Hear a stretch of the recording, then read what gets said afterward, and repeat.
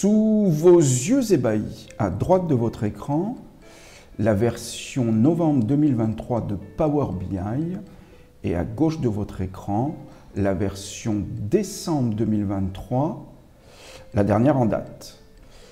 Un certain nombre de mises à jour ont été proposées, notamment pour les visuels d'histogrammes groupés et en ce qui concerne notamment le paramétrage des colonnes.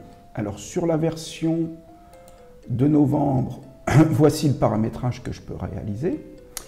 Et dans la nouvelle version, quelques petits ajouts qu'on va étudier ensemble.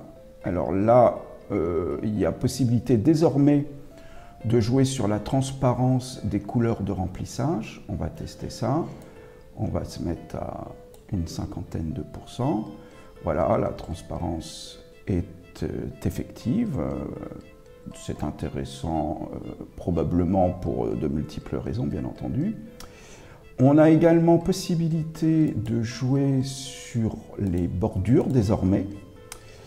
On peut travailler par exemple avec une bordure en noir, modifier son épaisseur pour qu'on la voie tout de même.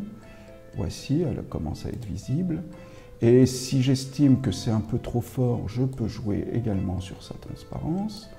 Et donc, alors attendez, je vais mettre un tout petit peu plus. Voilà, c'est beaucoup plus doux.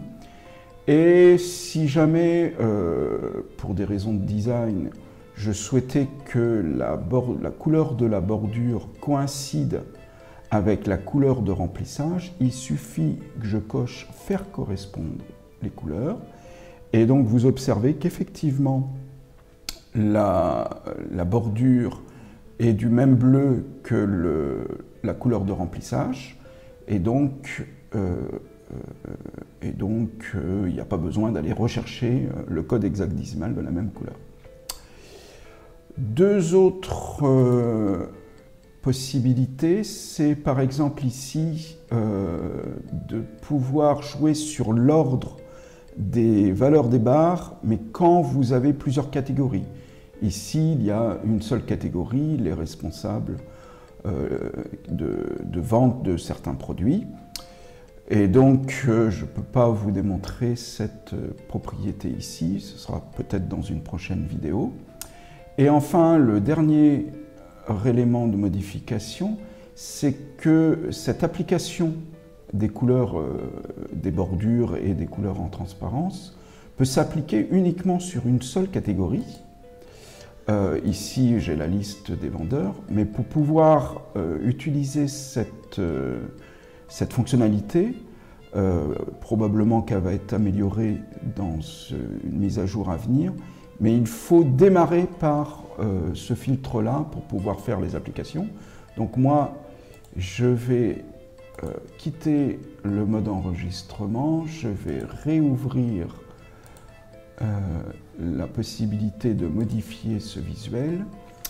Et alors, je retourne dans colonne avec pas de modification, mais là, je vais choisir par exemple une catégorie à laquelle je vais appliquer ma transparence. Et vous voyez, seule cette catégorie est concernée. De la même manière, si je fais apparaître une bordure, cela ne concernera que cette catégorie que j'ai sélectionnée ici.